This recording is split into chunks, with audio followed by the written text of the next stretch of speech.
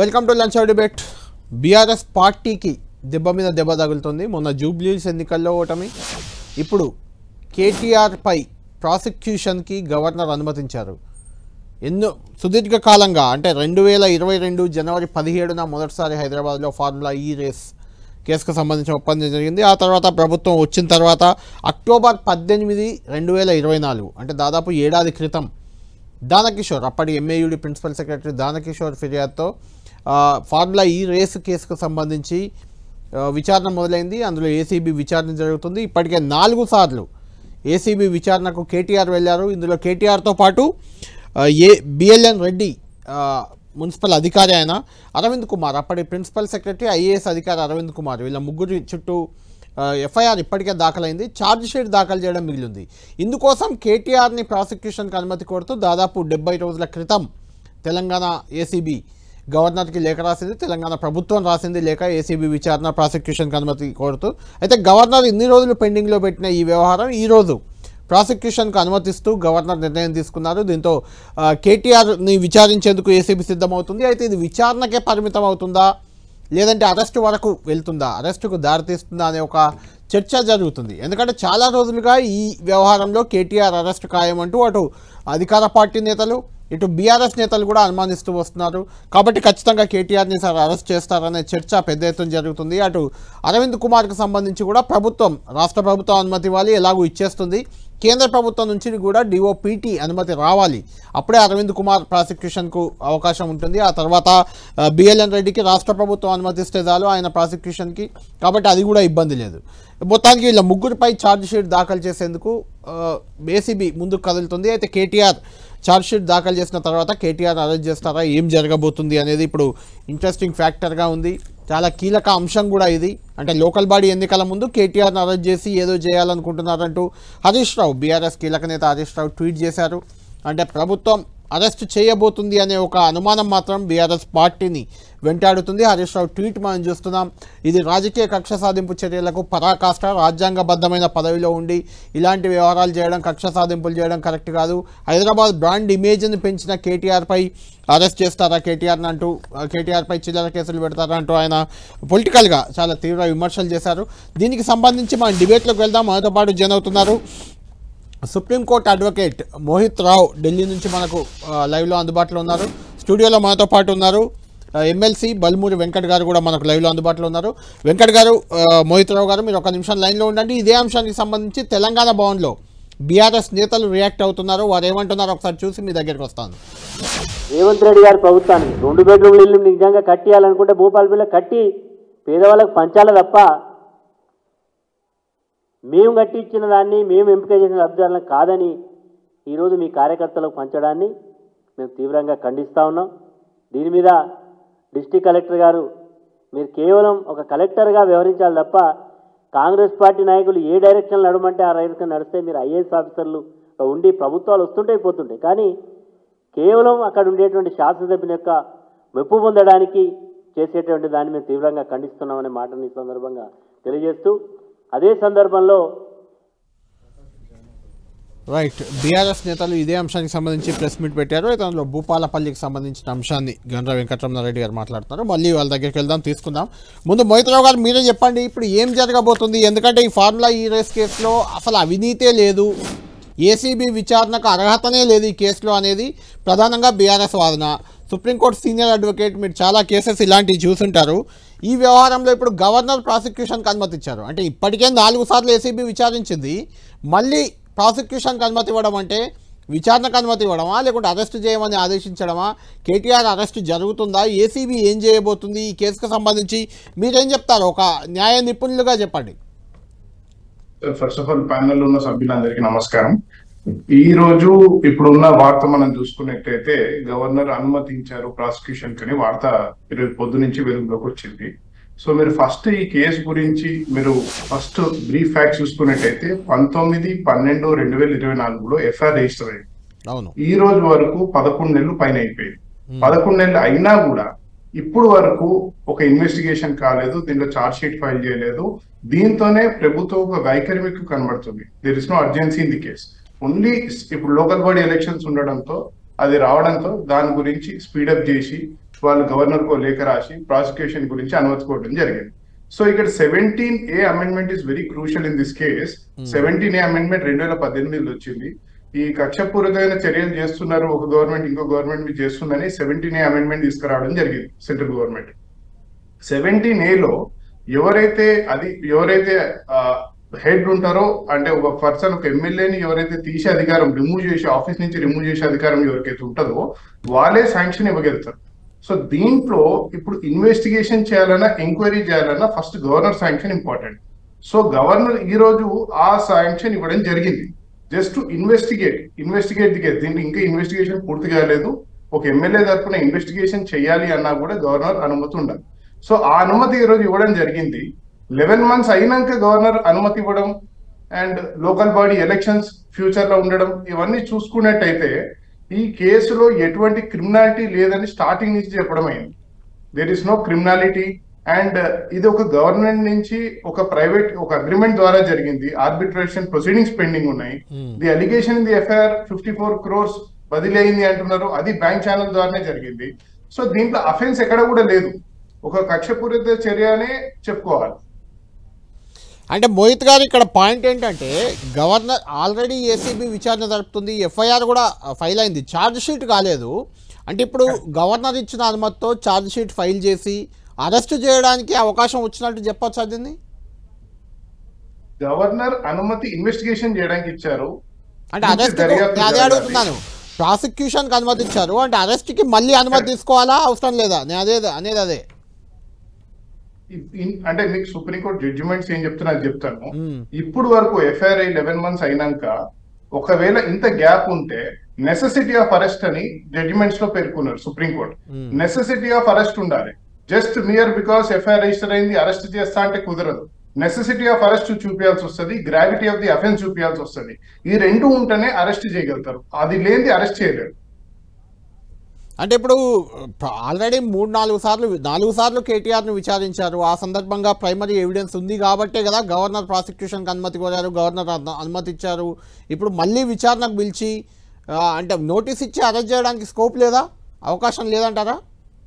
ఈ కేసులో అరెస్టు చెయ్యలేరు, చేసినా నిలబడదు. చెయ్యాలనుకుంటే మీకు తెలిసిందే కక్షపూరితమైన చర్యలు చేయాలంటే ఏదైనా చేయవచ్చు. కానీ దీంట్లో అరెస్ట్ చేసే ఆస్కారం లేదు. ఎందుకంటే there is no evidence against KTR garu. Main point ఏంటి, అసలు అవినీతి ఉందా? మీకేమనిపిస్తుంది? కేసు అవినీతే లేదు అనేది దేర్ ఇస్ నో క్రిమినాలిటీ. అవినీతి ఉండాలంటే క్రిమినాలిటీ ఉండాలి. తను ఓన్ గా ఎంట్రీచ్ అవ్వాలి, లేకపోతే వేరే ఒక పర్సన్ ఎంట్రీచ్ అవ్వాలి. వాళ్ళు ప్రొసీడ్స్ ఆఫ్ క్రైమ్ ఎక్కడ వెళ్ళిందో ఈరోజు చెప్పలేకపోతున్నారు. ఇది లాఫుల్ బ్యాంక్ ఛానల్ ద్వారా ఒక బ్యాంక్ నుంచి ఇంకో బ్యాంక్ వెళ్ళింది అమౌంట్. ఇది దాని ప్రొసీడ్స్ ఆఫ్ క్రైమ్ కింద చూపిలేకపోతున్నారు. పోనీ అమౌంట్ ఈ రోజు వరకు రికవరీ చేశారా? అమౌంట్ ఎక్కడుంది? Nothing has been shown till today. Right Mohit Rao garu, మీరు మీ దగ్గరికి మళ్ళీ వస్తాను. మీరు చెప్పేది లీగల్ పాయింట్లు, లీగల్ ఇష్యూస్ అన్నీ చెప్పారు. ఈ వ్యవహారంలో అసలు పొలిటికల్గా ఏంటి, ఎవరేమంటున్నారో ఒకసారి మాట్లాడి మళ్ళీ మీ దగ్గరికి వస్తాను. మాతో పాటు డిబేట్లో జాయిన్ అవుతున్నారు బల్మూరి వెంకట్ గారు, ఆల్రెడీ జాయిన్ అయ్యారు, ఎమ్మెల్సీ గారు. కృష్ణ గారు బీఆర్ఎస్ పార్టీ నుంచి జాయిన్ అవుతున్నారు. అదేవిధంగా బీజేపీ నుంచి ఆ పార్టీ సీనియర్ నేత ప్రకాష్ రెడ్డి గారు కూడా మనకు లైవ్లో అందుబాటులో ఉన్నారు. రైట్ వెంకట్ గారు, మీరే చెప్పాలి. ఆల్రెడీ లీగల్ పాయింట్లు, లీగల్ సినారియో ఎలా ఉందో చెప్పారు మోహిత్ గారు సుప్రీంకోర్టు అడ్వకేట్గా. ఏంటి మీరేమంటారు? అంటే ఇప్పుడు సడన్గా ప్రాసిక్యూషన్కి 70 రోజుల తర్వాత అనుమతి ఇవ్వడం, ఇప్పుడు మీరు రంగంలోకి దిగడం, ఏసీబీ రంగంలోకి దిగుతుంది అంటే అరెస్ట్ చేయక అనే టైప్లో ఉంది. మేము కూడా అదే పెట్టాం. కళ్యాణ్ గారు ఏదన్నా కూడా అంటే జనరల్ ఈ కేసు అన్ని కూడా రెండు, ఒకటేమో పీసీ యాక్ట్, రెండోది క్రిమినల్ కాన్స్పిరసీ యాక్ట్, రెండింటిపైన కేసెస్ అనేవి పెట్టడం జరిగింది. ఈ కేసెస్లో 3 పైన కేసు అయింది. ఒకటేమో కేటీఆర్ గారి పైన, ఇంకోటేమో ఐఏఎస్ అరవింద్ కుమార్ గారి పైన, ఇంకొకటేమో స్టేట్ గవర్నమెంట్ ఎంప్లాయ్ అయిన బిఎల్ఎన్ రెడ్డి గారి పైన. సో జనరల్గా ప్రొసీజర్ ప్రకారంగా 2 stagesలో గవర్నర్ పర్మిషన్ అవసరం ఉంటుంది దీంట్లో, ఇది పబ్లిక్ రిప్రజెంటేటివ్ విషయంలో. మొదటిసారేమో 17A కింద, రెండోసారేమో ప్రాసిక్యూషన్కి 19A కింద. బోత్ ద పర్మిషన్స్ గవర్నర్ దగ్గరికి వెళ్ళి తీసుకోవాల్సిన అవసరం ఉంటుంది. At the same time IAS విషయంలో కూడా ఫస్ట్ టైం ఏంటంటే general government of India state గవర్నమెంట్కి ఫస్ట్ స్టేజ్లో డెలిగేట్ చేసి పవర్ ఉంటుంది కాబట్టి ఫస్ట్ స్టేజ్లో స్టేట్ గవర్నమెంట్ తీసుకుంటుంది. సెకండ్ స్టేజ్కి ఏదైతే గవర్నర్ గారికి పంపించినప్పుడు డిఓపిటీకి కూడా అరవింద్ కుమార్ గారి విషయంలో అనుమతి రాలేదు. And BLN Reddy state government employee కాబట్టి state government has given permission. So ఇది ఏంటంటే ఏసీబీ ఛార్జ్ షీట్ వేయాలనంటే ఇది ముగ్గురు పైన ఛార్జ్ ఏదైతే ఉంది ముగ్గురు కలిసి ముగ్గురు పైన కేసు అయి ఉంది కాబట్టి ఆ డిఓపిటీ కూడా వస్తే ముగ్గురితోటి కలిసి ముగ్గురు పైన తీసుకోవడం జరుగుతుంది. దాని తర్వాత దాంట్లో ఏసీబీ పర్మిషన్ కోరింది, ఏసీబీ అది ఏసీబీ దానికి సంబంధించిన ఆధారాలు వాళ్ళు ఛార్జ్ షీట్ వేసిన తర్వాత అవన్నీ కోర్టులో పెట్టడం జరుగుతుంది. కోర్టులో పెట్టినాక దానిపైన ఏమున్నాయి అవన్నీ కూడా వాస్తవాలన్నీ కూడా బయటికి వస్తాయి. కానీ ఇప్పుడు ఇనీషియల్గా ఇప్పుడు జరగాల్సింది ఏంటంటే డిఓపిటీ ఏదైతే సెంట్రల్ గవర్నమెంట్ ఎట్లయితే గవర్నర్ గారికి దీనికి పర్మిషన్ ఇచ్చారో అదే సమయంలో డిఓపిటీకి కూడా అరవింద్ కుమార్ గారి పైన ఏదైతే ప్రాసిక్యూట్ చేయడానికి పర్మిషన్ అడగడం జరిగిందో ఇమీడియట్గా డిఓపిటీ పర్మిషన్ కూడా ఇస్తే ఇమీడియట్గా దానికి సంబంధించి ఏసీబీ వారు ఛార్జ్ షీట్ వేసి సంబంధించిన ఆధారాలన్నీ బయట పెడితే దాని తర్వాత కోర్టుకు వెళ్తే దాని తర్వాత ఏది తప్పు జరిగింది, ఎంత జరిగింది, ఏమి జరగలేదు అనేది అవన్నీ బయటకు వస్తాయి. కళ్యాణ్ గారు ఉన్న వాస్తవాలు విషయాల ప్రకారం ఏదైతే సంబంధించి ఏసీబీ తన పన్ను తాను చేసి ఎవిడెన్సెస్ అన్ని బయట పెట్టి తప్పు చేసిరని ఒకసారి కోర్టులో బయటకు వచ్చినప్పుడు అయితే 100% చర్యలు ఉంటాయి దాని పరంగా. ఇప్పుడు కోర్టులో ఏసీబీ దానికి సంబంధించి దాని ఏసీబీ డ్యూటీస్ని ఏసీబీ చేస్తుంది. దానికి సంబంధించి ఏవైతున్నాయో యాజ్ పర్ ప్రొసీజర్ ఫాలో అవుతారు, which is as per system ప్రకారంగానే వెళ్ళడం జరుగుతుంది. గవర్నర్ గారి పర్మిషన్ వచ్చినాక కూడా మీకు కూడా ఐడియా ఉంది, డిఓపిటీ అరవింద్ కుమార్ గారికి పర్మిషన్ దాన్ని ఇండివిజువల్గా ఒక దానిపైన చేయనీకి ఉండదు. ఇప్పుడు ఇది ఇచ్చేసినామో మీరు యాక్షన్ తీసుకుంటలేరని చెప్పి రేపు పొద్దున మాట్లాడితే డిఓపిటీ పర్మిషన్ ఇచ్చినప్పుడు 100% అవన్నీ కూడా విషయాలు బయటకు వస్తాయి. రైట్, మొత్తానికి డిఓపిటీ అనుమతి వచ్చాకనే ముందుకెళ్లే అవకాశం కనిపిస్తుంది అనేది వెంకట్ గారి మాట. అయితే పీసీసీ చీఫ్ మహేష్ కుమార్ గౌడ్ ఇంతకుముందు మాతో మాట్లాడారు, కిషన్ గారు మాట్లాడుతూ ఇక కేటీఆర్ అరెస్టే మిగిలింది, అరెస్ట్ ఖాయమని చెప్తున్నారు. వెంకట్ గారు కొంచెం మోమాట పడుతున్నట్టున్నారు కానీ పీసీసీ చీఫ్ అయితే చెప్తున్నారు. రెడీ ఉన్నారా మీరు, అరెస్ట్కి సిద్ధంగా ఉన్నారా? దీన్ని స్థానిక ఎన్నికలకు లింక్ చేస్తున్నారు. హరీష్ రావు గారు ట్వీట్ ఇప్పుడే చూసా, స్థానిక ఎన్నికల ముందు ఏదో ఇబ్బంది పెట్టాలి మమ్మల్ని అనే ప్రయత్నం ఇది అనేది హరీష్ రావు గారి మాటగా కనిపిస్తుంది. ఏమంటారు ఈ వ్యవహారం మొత్తం చూస్తే మీకేమనిపిస్తుంది ఈ టైంలో? అంటే ఒకటండి, చాలా స్పష్టంగా కూడా మొన్న కూడా వీళ్ళు ఒక 2 నెలల ముందు ఇలాగే గవర్నర్ గారి దగ్గరకు పంపించినాము అనేది తీసిండ్రు. ఇప్పుడు ఒకవైపు పార్టీ ఫిరాయింపుల విషయం మీద వస్తున్నది, ఇంకోటి స్థానిక సంస్థల ఎన్నికల నోటిఫికేషన్ రాబోతున్నది కాబట్టి కీలకంగా ఇప్పుడు జిల్లాలలో కూడా తిరుగుతున్నాం కాబట్టి ఏదో ఇబ్బంది పెట్టాలనే ప్రయత్నం చేస్తున్నారు. బట్ ఏదేమైనా కూడా మేము ప్రతిసారి మీరు ఏసీబీ అన్నారు, మీరు ఈడీ అన్నారు, రకరకాల ఫేజ్ వైజ్గా ఇన్వెస్టిగేషన్లు చేసిర్రు.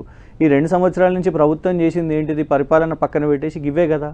కేసీఆర్ గారిని కమిషన్ విచారణ అన్నారు, కేసీఆర్ గారు వచ్చిర్రు. హరీష్ రావు గారిని విచారణ అన్నారు, ఆ విచారణకు వచ్చిర్రు. కేటీఆర్ గారిని సుమారు 4 సార్లు పిలిచిండ్రు, 4 సార్లు కూడా పోయినాము, ప్రతి ఒక్క ప్రశ్నకు సమాధానం చెప్పినాము. సో ఇవాళ వీళ్ళన్నదే చాలా సంతోషం, మంచిగా వీళ్ళే డీటెయిల్స్ బయట పెడుతున్నారు పబ్లిక్లో. కరప్షన్ అని చెప్పిండ్రు, పెట్టిన అక్యూజ్డ్ 3 పేర్లు కూడా 2 అధికారులు, ఇంకోటేమో కేటీఆర్ గారు.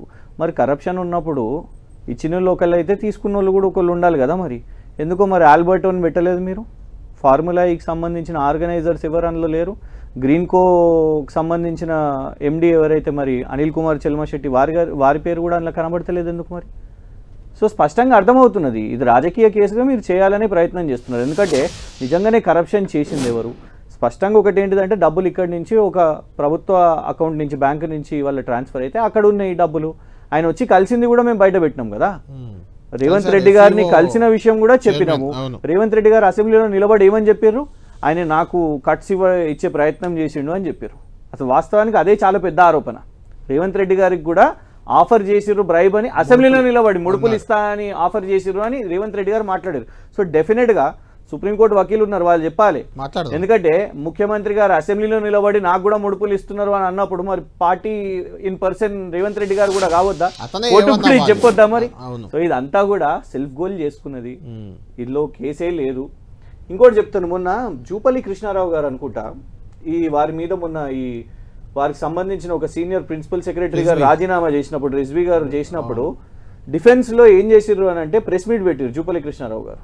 కేబినెట్ సమావేశం తర్వాత పెట్టారు, పొన్నం ప్రభాకర్ గారు కూడా పక్కన ఉన్నారు.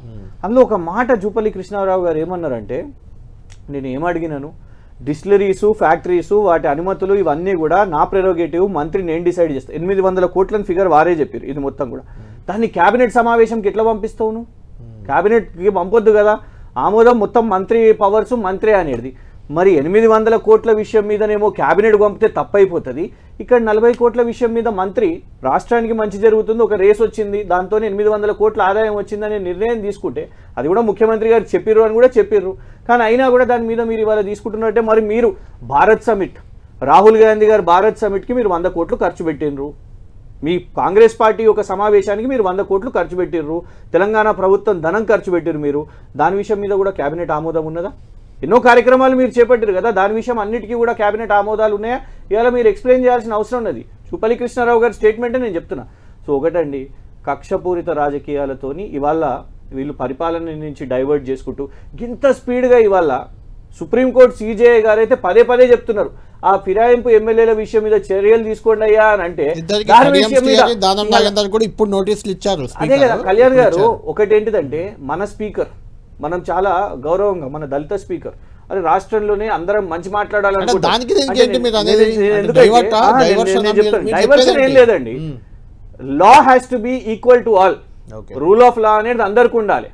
సుప్రీంకోర్టు ఇదే రాష్ట్రం విషయం మీద ఇక్కడ స్పీకర్ గారిని ఇమీడియట్ గా మీరు రియాక్ట్ అవ్వండి అని సుమారు ఎప్పుడండి ఈ కేసు ఎప్పుడైంది? ఫస్ట్ డిఫెక్షన్స్ మీద ఫస్ట్ కేసు ఎప్పుడైంది? జనవరి 2024లో. ఇవాళ ఎక్కడున్నాం మనం? రేపో మాపో న్యూ ఇయర్ సెలబ్రేషన్స్ అవుతాయి. సుప్రీంకోర్టు సిజేఐ స్పీకర్ గారిని నువ్వు న్యూ ఇయర్ ఎక్కడ జరుపుకుంటావు అంటే స్పీకర్ కుర్చీకి అయితే నామోషే కదా, అందరికి అర్థమైపోతున్నది కంటెంప్ట్ ఆఫ్ కోర్ట్ అనేది. అందులో లేని స్పీడ్ కేటీఆర్ గారిని జైలుకు పంపాలనే స్పీడ్ ఎందుకున్నది మీకు అనేది మాట్లాడదాం. ప్రకాష్ రెడ్డి గారు కూడా మనకు లైవ్ లో అందుబాటులో ఉన్నారు. ప్రకాష్ రెడ్డి గారు, మీ దగ్గరికి వచ్చే ముందు ఇదే అంశంపై మహేష్ కుమార్ గౌడ్ పిసిసి చీఫ్ మాట్లాడారు, కేంద్ర మంత్రి బీజేపీకి చెందిన కేంద్ర మంత్రి బండి సంజయ్ కూడా రియాక్ట్ అయ్యారు. ఒకసారి వాళ్ళిద్దరు ఏమన్నారో చూస్తాను, తర్వాత మీ దగ్గరికి వస్తాను. ఈ కార్ విషయంలో కేటీఆర్ తప్పు చేస్తున్నాడు, విధి విధానాలకు వ్యతిరేకంగా క్యాబినెట్ అప్రూవల్ లేకుండా ప్రభుత్వ సొమ్ముని ఒక ప్రైవేట్ వ్యక్తి ఖజానాలోకి పంపినాడు. ఇది ప్రూవ్ అయినటువంటి నేరం. సో దాంట్లో డెఫినెట్గా కేటీఆర్కి శిక్ష పడుతుంది ముందున చెప్తా వచ్చాం. గవర్నర్ గారు ఆమోదం కోసం ఆగింది, మరి చాలా కాలయాపన జరిగింది. ఇవాళ గవర్నర్ గారు దానికి ఆమోద ముద్ర వేశారు కాబట్టి చట్టరీత్యా ఏ కార్యక్రమం ఉంటుందో ఆ కార్యక్రమం జరుగుతుంది. గవర్నర్ గారు ఎందుకు అట్టు పెట్టుకున్నారో తెలియదు, బట్ అల్టిమేట్గా గవర్నర్ గారు ఆమోదం తెలిపారు కాబట్టి చట్టం తన. ఇప్పుడు ప్రభుత్వం ఎన్నో విమర్శించింది కదా, ఇప్పుడు చెప్పాలి రాష్ట్ర ముఖ్యమంత్రి సమాధానం చెప్పాలి ఏం చేస్తారన్నది. ఇన్ని రోజులు గవర్నర్ ఆమోదం పర్మిషన్ ఇవ్వద్దనే కాంగ్రెస్ పార్టీ కోరుకున్నది. ఎందుకంటే బీజేపీని బదనాం చేయాలి, ఎందుకంటే వాళ్ళ మధ్యలో ఉన్నాయి కదా, దోస్తాను ఉంది కదా. 2 సంవత్సరాలే రాష్ట్ర ముఖ్యమంత్రి గారు ఏమన్నారు ఎన్నికలకు రాకముందు, మొత్తం ఉన్న రికవరీ చేస్తా, ఆస్తులు జప్తు చేస్తా, దున్నిస్తా, కేసీఆర్ కుటుంబాన్ని జైలుకు పంపుతా అన్నాడు. ఒక్క కనీసం జైలు కాదు, కనీసం వాళ్ళు ముట్టుకున్నటువంటి పాపన పోలే. లోపాయకారి ఒప్పందంతో ఇవాళ రాష్ట్ర ముఖ్యమంత్రి అందుకు చెప్తున్నది, ఈ తెలంగాణ రాష్ట్రంలో ఆర్కే పాలన సాగుతున్నది. ఆర్కే రేవంత్ రెడ్డి కేటీఆర్ పాలన కొనసాగుతున్నది. అది తప్పించుకోవడానికి మా మీద నిడతారు. అంతా కూడా కవిత బీఆర్ఎస్ పార్టీకి దూరంగా ఉంటున్న కవిత కూడా రియాక్ట్ అయ్యారు, ఆమె ఉన్నారో ఒకసారి చూద్దాం. ఇప్పుడు బీజేపీ వాళ్ళకి ఏం పని ఉంది? వాళ్ళ మీద కేసులు పెట్టాలా, వీళ్ళ మీద కేసులు పెట్టాలి తప్పితే ఇంకో పని లేదు వాళ్ళకి. కాంగ్రెస్ వాళ్ళకి ఏం పని ఉంది? సంక్షేమ పథకాలు ఏం చేయలేరు, వచ్చి బస్తీలలో ముఖం చూపించుకునే పరిస్థితి లేదు. కాబట్టి ప్రతిపక్ష నాయకుల మీద కేసులు పెట్టాలనే ఆలోచన చేస్తూ ఉన్నారు. సో అల్టిమేట్గా ప్రజలు గమనిస్తారు ఎవరి మీద ఏమవుతుంది ఏంది అన్నది. చట్టం అనేది ఒకటి ఉంది, కోర్టు న్యాయ వ్యవస్థ కూడా ఈ దేశంలో ఉంది. కాబట్టి ఎట్లా జరుగుతుంది, ఏం ప్రూఫ్ వస్తుంది అన్నది తర్వాత చూద్దాం. కానీ ఈ దేశంలో మాత్రం కక్షపూరితమైన రాజకీయాలు జరుగుతున్నాయనడానికి ఈ రాష్ట్రంలోనే అనేక ఉదాహరణలు ఉన్నాయి. నేను నంబర్ 1, ఇప్పుడు మిగతా వాళ్ళంతా నంబర్ 2, 3, 4. రైట్. ప్రకాష్ రెడ్డి గారు, కక్షపూరిత రాజకీయాలు రాష్ట్రంలోనే కాదు దేశంలో కూడా జరుగుతున్నాయి. అందులో భాగంగానే తనను లిక్కర్ కేసులో అరెస్ట్ చేశారనేది కూడా కవిత చెప్పుకుంటున్నారు. ఇప్పుడు కేటీఆర్ మీద వచ్చిన కేసు కూడా అలాంటిదే అంటున్నారు. గవర్నర్ అనుమతి ఇవ్వనంత వరకు బీజేపీ బీఆర్ఎస్ ఒక్కటే అన్నారు. ఇప్పుడు అనుమతి ఇచ్చారు, ఏం చేస్తారో చూస్తామంటూ బండి సంజయ్ గారు సవాల్. ఎలా చూస్తున్నారు ఈ వ్యవహారం అంతా? మీకు ఎలా అనిపిస్తుంది? కక్ష సాధింపు ఉందా? కేటీఆర్ తప్పు చేశారా? మీరు గవర్నర్ అనుమతి ఇప్పుడే జూబ్లీహిల్స్ ఎన్నికలు అలా అయిపోయాయి, ఓడిపోయారు, ఇప్పుడే ఇవ్వడం వెనుక ఏమన్నా మర్మం ఉందా? అది కూడా మర్మం ఉందని ఒక చర్చ బయట నడుస్తుంది. కళ్యాణ్ గారు, మీకు ప్యానెల్లో పాల్గొంటున్న మిత్రులందరికీ నమస్కారం.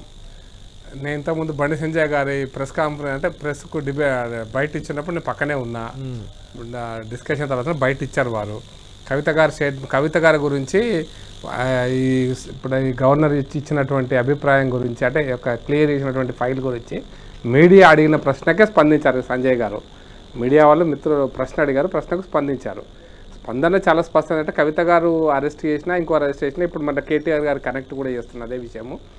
న్యాయస్థానాలు ఇప్పుడు అరెస్ట్ చేయడం వరకు ఇప్పుడు మీరు పిసిసి అధ్యక్షులు అన్నమాట అరెస్ట్ చేస్తారని అరెస్ట్ చేసిన తర్వాత సాక్ష్యాధారాలు కానీ లేకపోతే దాంట్లో ఉన్నటువంటి ఆధారాలు ఏమీ లేకపోతే కోర్టు సాయంత్రం బెయిల్ ఇస్తుంది. పొద్దున అరెస్ట్ చేసి సాయంత్రం బెయిల్ ఇస్తుంది. పెద్ద ఇష్యూగా గతంలో చాలా కేసెస్లో కూడా అటువంటి బెయిల్ ఇచ్చిన సంఘటనలు ఉన్నాయి. కాబట్టి సంజయ్ గారి స్టేట్మెంట్ అదే, మీరు ఎలక్షన్స్ కంటే ముందు మేము 1,00,000 కోట్ల అవినీతి జరిగింది మేము కక్కిస్తామని వీరు ముఖ్యమంత్రి గారు ఒక్కరే అనలే, రాహుల్ గాంధీ గారు కూడా ఉన్నారు ఆ మీటింగ్లో. వారి సమక్షంలో జరిగింది చర్చ. ఈ మీడియా బయట వచ్చింది, పెద్ద పెద్ద పతాక శీర్షికలో స్టేట్మెంట్లు వచ్చినాయి. కాబట్టి కక్కిస్తామన్న వాళ్ళు ఇప్పటిదాకా ఎందుకు కక్కించలేదు? ఎవరో ఆపిండ్రు వాళ్ళని, గవర్నర్ ఆపిండ్రు. మేము గతంలో కూడా చెప్పినాం ఎలక్షన్స్ అప్పుడు ఇదే స్థాయి తగ్గి చాలామంది మంత్రులు కావచ్చు లేకపోతే ముఖ్యమంత్రి గారు కావచ్చు వారు అన్నటువంటి మాటలు ఏంటంటే బీజేపీ బీఆర్ఎస్ ఒక్కటే అని. బీజేపీ బీఆర్ఎస్ ఒకటి ఈ మాటలు మాట్లాడేటప్పుడే మేము చాలాసార్లు మీ చర్చలో కూడా స్పందించాం కళ్యాణ్ గారు. ఇది ఒక్కటి కాదు బాబు, ఇది మేము ఒక్కటి కాదు, ప్రభుత్వాలు పార్టీలు అనుకున్నంత మాత్రం ప్రభుత్వాలు పన్నడవదు, ప్రభుత్వాల వ్యవహారం వేరు. మేము చాలా అనుకుంటాం, అనుకునేది జరుగుతుంది. కేంద్రంలో మోడీ గారి ప్రభుత్వం ఉంది, అనుకునేది జరుగుతుందా? చాలా సందర్భాల్లో చాలా కేసెస్లో కోర్టు ద్వారా ప్రొటెక్షన్ పొందినటువంటి వాళ్ళు కూడా చాలామంది ఉన్నారు ఇప్పటికి కూడా. కాబట్టి న్యాయ వ్యవస్థను, కార్యనిర్వాహక వ్యవస్థను, ప్రభుత్వ వ్యవస్థను పార్టీలు సపరేట్గా వాటిని దృష్టిలో పెట్టుకొని నిర్ణయాలు తీసుకోవాలి. ఎస్, గవర్నర్ గారు గతంలోనే ప్రాసిక్యూట్ చేయడానికి పర్మిషన్ ఇచ్చారు ఇదే ఫార్ములా ఈ రేస్లో. దాని తర్వాత ఇన్వెస్టిగేషన్ చేసిన తర్వాత ఛార్జ్ షీట్ వేయడానికి కూడా పర్మిషన్ అడిగారు. దానికి కూడా నాకు తెలిసి 90 రోజులు పూర్తయింది అనుకుంటా. అయితే అవుతుందో 1-2 రోజులు 70 days అయింది అవుతుంది అనుకుంటా. అది అయితే 90 days కాకముందు అయితే సుప్రీంకోర్టు ఈరోజు ఇంకో జడ్జిమెంట్ ఇచ్చింది లేండి. దానికి టైం బౌండ్ పెట్టాక గవర్నర్కి టైం బౌండ్ అక్కర్లేదు అనేది జడ్జిమెంట్. ఈరోజు సుప్రీంకోర్టు ఈరోజు జడ్జిమెంట్ ఇచ్చింది కూడా, దాని గురించి చర్చ కాదు. కానీ గవర్నర్ సంబంధం లేకుండా కూడా వీరు చేయొచ్చు. అదర్వైజ్ ఆల్సో గవర్నర్ పర్మిషన్, ఎందుకంటే 2018లో 2018లో కేంద్ర ప్రభుత్వం తీసుకున్నటువంటి నిర్ణయం ప్రకారం ఏ ఎలక్టెడ్ అంటే ఎన్నుకోబడ్డ నాయకుడైనా కూడా వారు గవర్నర్ ఆమోదంతోనే వారిని ప్రాసిక్యూట్ చేయాలని 2018లో. ఎందుకంటే ఇష్టం వచ్చినట్టు ప్రాసిక్యూట్ చేస్తే పొలిటికల్ వెండెట్టా ఉంటుంది, పొలిటికల్ కవిత గారు చెప్పినటువంటి అది ఉంటుంది అనేటువంటిది, అంటే వాళ్ళ ఆ దృష్టి ఉంటుంది, వెండెట్టా ఉంటుంది అనే ఉద్దేశంతో చెప్పినారు. అది భారత ప్రభుత్వం దాని అమెండ్మెంట్ చేసింది. దానికి అనుగుణంగా గతంలో చంద్రబాబు నాయుడు మీద కూడా కక్ష సాధింపు ఉన్నప్పుడు వారికి కోర్టు వాళ్ళకి రిలీఫ్ ఎందుకు ఇచ్చిందో మనం చూసినాము. అదేవిధంగా ఇప్పుడు అవినీతి లేకపోతే ఇదే కేసులో కూడా కేటీఆర్ గారికి కోర్టు ఖచ్చితంగా బెయిల్ ఇవ్వచ్చు, ఉదయం మరుసటి సాయంత్రం కూడా ఇంటికి రావచ్చు. అది పెద్ద చర్చ కాదు. నేననేది ఏంటంటే ఇప్పుడు చాలాసార్లు మనం ఇన్వెస్టిగేషన్ చేసినట్టే ఉంటుంది. బట్ మీరేవైతే ఆరోపణలు చేశారో బీఆర్ఎస్ పార్టీ మీద, గత ప్రభుత్వం మీద, ఈ ఆరోపణలకు కట్టుబడి మీరు జరిగిన అవినీతిని నిరూపించాల్సిన బాధ్యత ఇప్పుడున్న అధికారంలో ఉన్న ప్రభుత్వానిది. నిరూపించలేకపోతే మీరు ఎలక్షన్స్ కంటే ముందు తెలంగాణ ప్రజలకు చెప్పినటువంటి విషయాలని తప్పనేటువంటిది బయటకు వస్తుంది. కాబట్టి బాధ్యత మీదే ఇప్పుడు.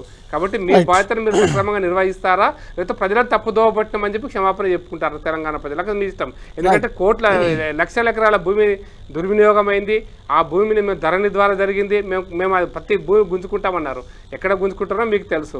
కాబట్టి అనవసరంగా బీఆర్ఎస్ బీజేపీ ఒక్కటనేటువంటి ఆరోపణ చేసి రాజకీయ లబ్ధి పొందే ప్రయత్నం చేయకండి దయచేసి. ఇప్పటికైనా కూడా మీరు కనువిప్పగలిగితే ఆ స్థాయి దిగజారొద్దని మాత్రమే నా విజ్ఞప్తి. ప్రకటనలు చేయకుండా ఎవరి పార్టీ వాళ్ళది, ప్రభుత్వం తీసుకున్న నిర్ణయాలు ప్రభుత్వానికి ఉంటాయి. పిసిసి అధ్యక్షుడు చెప్పినంత మాత్రం ప్రభుత్వం అదే చర్య చేయాలని లేదు. పిసిసి అధ్యక్షుడు వేరు, ప్రభుత్వం వేరు. మా బీజేపీ అధ్యక్షుడు వేరు, కేంద్ర ప్రభుత్వం వేరు. కాబట్టి ప్రభుత్వ పరంగా నిర్ణయం తీసుకుంటే ప్రభుత్వంలో కార్యనిర్వాహక వ్యవస్థ, న్యాయ వ్యవస్థ కూడా ప్రభుత్వం, అవి వేరే విభాగాలు వ్యవస్థలు వేరు, దేని దానికే చూడాలి వాస్తవంగా. కానీ అన్నింటి ఒకటి చేసేసాం మనం, రాజకీయ నాయకులు మీరే చేసేసారు అన్ని ఒకటి అనే రకంగా. నేను అందుకోసం నేను అకాడమిక్ గానే మాట్లాడినా సార్. దీన్ని కలపకుండా ఈ ప్రభుత్వం ఖచ్చితమైనటువంటి నిర్ణయం తీసుకోవాలి. గతంలో కూడా నేను కళ్యాణ్ గారి సందర్భం గుర్తు చేస్తా, గతంలో కూడా మీరు కొన్నిసార్లు ఈ గత ప్రభుత్వం దుర్వినియోగం చేసినటువంటి సంఘటన కూడా చెప్తా. ఉదాహరణకు మసోన్ రెడ్డి గారు నా లెక్చరర్స్ అసోసియేషన్ ప్రెసిడెంట్, ఆయన మీద 2 అంటే డిస్ప్రపోర్షనేట్ ప్రాపర్టీస్ అంటే అంటే వాళ్ళు ప్రకటించిన ఆస్తులు ఉన్నాయని ఆదాయానికి మించి సొంత భూమే 2 నెలలు జైల్లో పెట్టారు. అది అటువంటి కక్ష సాధింపులు ఉండొద్దు. ఖచ్చితంగా మీరు న్యాయ వ్యవస్థను గౌరవించి మీరు మీ దర్యాప్తు సంస్థలు బాగా దర్యాప్తు చేసి ఖచ్చితంగా ప్రజల సొమ్మును కక్కించాలని కోరుకుంటున్నాను. అది వేరే పాయింట్ వద్దాం, కేటీఆర్ గురించి మాట్లాడదాం. వెంకట్ గారు, మీరు కేసీఆర్ హరీష్ రావు మీద కాళేశ్వరం కమిషన్ వేశారు, దాన్ని సిబిఐకి అప్పగించారు. అంటే సిబిఐ చూసుకోవడానికి మీకు సంబంధం లేదు కదా, అయిపోయింది. ఫార్ములా ఏసీబీ చేతికి ఇచ్చారు, ఏసీబీ ఏదో విచారణ జరుపుతుంది. ఎన్నికల ముందు మాత్రం మొత్తం 1,00,000 కోట్ల అవినీతి, లక్షల ఎకరాలు ధరణి పేరుతో లాక్కున్నారు, చేశారు. ప్రకాష్ రెడ్డి గారు అడిగారు, ఒక్క ఎకరం కూడా మీరు వెనకకు తీసుకున్నట్లేదు ఇప్పటి వరకు. ఒకటి. రెండోది, కేసులన్నింటినీ ఆ వ్యవస్థలు చూసుకునే వాటికి లక్షల కోట్లు చేశారు. చెంచల్ కూడా రూమ్ రెడీ చేశాం కేసీఆర్కి, కేటీఆర్కి. ఆ స్టేట్మెంట్లు ఎందుకు చేశారు? కళ్యాణ్ గారు, ఒకటి మేము చాలా క్లియర్గా మీకు ఇంతకుముందు సెక్షన్స్ తోటి ప్రొసీజర్ ప్రకారంగా ఏ రకంగా చర్యలు ఉంటాయి అనేవి చాలా క్లియర్గా ఎక్స్ప్లెయిన్ చేసినాను. దాని ఇంతకుముందు నేను చెప్పిన, అంటే మేము చెప్పకముందు మళ్ళీ ఇప్పుడు ప్రకాష్ రెడ్డి గారు, సంజయ్ గారు మీరు పే చేయకముందే చెప్పిన, దీన్ని అంటారు మేము ఇచ్చినాం, ఏం యాక్షన్ తీసుకుంటున్నాను. అదే నేను ప్రకాష్ రెడ్డి గారికి వారికి కూడా డిఓపిటి పర్మిషన్ ఏదైతే, అదే కళ్యాణ్ గారు డిఓపిటి అడ్డం పెట్టడం ఏముంది, ఇది ఇచ్చినప్పుడు కళ్యాణ్ గారు ఒక విషయం మేము తేవడం కాదు, అడిగినప్పుడు అది కూడా డిఓపిటి పర్మిషన్ అడిగారు, అది ప్రొసీజర్. డిఓపిటి పర్మిషన్ ఒక ఐఏఎస్ ని దానికి సంబంధించి అది యాజ్ పర్ సిస్టమ్ ప్రకారం వ్యవస్థల ప్రకారంగా యాజ్ పర్ సిస్టమ్ ప్రకారంగా ఎవరెవరికి ఏ పర్మిషన్స్ తీసుకోవాలో మీకు చెప్పిన as a public representative 2 times governor గారి పర్మిషన్ మొదట్లో, దాని తర్వాత ప్రాసిక్యూషన్స్ కి 16A and 17A and 19A కింద, first time 17A, second 19A కింద తీసుకోవాలి. దాని ప్రకారంగా ఇప్పుడు వచ్చింది. అదే పరంగా సెకండ్ టైం డిఓపిటి పర్మిషన్ దానికి అరవింద్ కుమార్ గారు దాని విషయంలో అవసరం ఉంది కాబట్టి అది కూడా వస్తే 100% చేస్తారు. చేసినప్పుడు ఏసీబీ దానికి సంబంధించి ఛార్జ్ షీట్ వేస్తుంది, ఆధారాలు కోర్టులోకి వెళ్తాయి, కోర్టులో ఆధారాలు ప్రవేశపెడతారు. మీరు ఇంతకుముందు అన్నారు ఏది మీరు బుకాయిస్తారు, మేము ఏమీ చేయకపోతేనే సిస్టమ్ ప్రకారంగా చేస్తేనే కక్ష సాధింపు చర్యలని మీరు అంటారు. ఇప్పుడు నేను పక్కా కేటీఆర్ గారు అరెస్ట్ అవుతారనే మాట నేను అంటే సుశీల అని చెప్పి మాట్లాడతారు.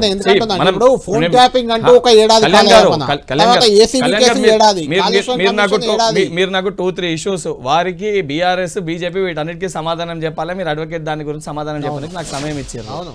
మీరు నేను చెప్తున్నప్పుడు రెండో విషయం, కాళేశ్వరం విషయంలో కూడా బండి సంజయ్ గారు వీళ్ళందరూ పదే కక్ష సాధింపు చర్యలు మేము చేస్తామని అంటేనే దాన్ని సిబిఐకి అప్పచెప్పడం జరిగింది. దాని పరిస్థితి ఏ రకంగా ఉందో ఎక్కడ ఉందో అవన్నీ కూడా ప్రజలు గమనిస్తారు. అండ్ దీంట్లో కూడా నిజంగా తప్పు జరిగిందా జరగలేదా ఏమి జరిగిందో అవన్నీ కూడా బయటకు వస్తాయి. ఇవాళ కాకపోతే రేపు కోర్టులో అయినాక, కోర్టులో ఆధారాలు బయట పెట్టినాక మరి కోర్టు బెయిల్ ఇస్తుందా, లేదా కేటీఆర్ గారిని నిజంగా జైల్లో పెడుతుందా, లోపల ఉంటారా, లేదా 2 సంవత్సరాలు ఉంటారా, సంవత్సరం ఉంటారా, 6 నెలలు ఉంటారా, కోర్టు వ్యవస్థల పైన మాకు సంపూర్ణ నమ్మకం విశ్వాసం ఉంది. 100% సిస్టమ్ ప్రకారంగా ప్రొసీజర్ ప్రకారంగా చెప్పిన దాని ప్రకారంగా యాజ్ పర్ సిస్టమ్ ఎక్కడైతే తప్పులు జరిగినాయో దాని పరంగానే చేస్తుండ్రు. అండ్ తీసుకున్న వాళ్ళకి దానికి సంబంధించి రేపు పొద్దున ఇన్వెస్టిగేషన్ అయినాక తీసుకున్న వాళ్ళు అవన్నీ కూడా కోర్టులో మీరు చెప్పినప్పుడు సంబంధించిన వ్యవస్థలు కూడా దానిపైన సమాధానం చెప్పాల్సి వస్తే, దానిపైన ఇంకెవరైనా చేర్చాల్సి వస్తే చేరుస్తారు. కానీ తప్పు చేసే వాళ్ళని మటుకు తప్పనిసరిగా శిక్ష అనేది అనుభవిస్తారు, శిక్ష అనుభవించాలని కోరుకుంటారు. తప్పు చేసిన వాళ్ళకు శిక్ష పడాలి, తప్పే ఉంది అందులో అనేది వెంకట్ గారి వాదన. మీరు కూడా తప్పు చేయనప్పుడు దాన్ని ఎదుర్కోవడానికి సిద్ధంగా ఉండాలి. ఎందుకు అరెస్ట్ చేస్తారు అనే అనుమానం మీకు ఎందుకు వస్తుంది? చూడండి, అనుమానం ఎక్కడదండి? పిసిసి ప్రెసిడెంట్ మీడియా ముందు మాట్లాడితే అనుమానం ఎక్కడిది కదా? ఇది మొదటిసారి కాదు కదా.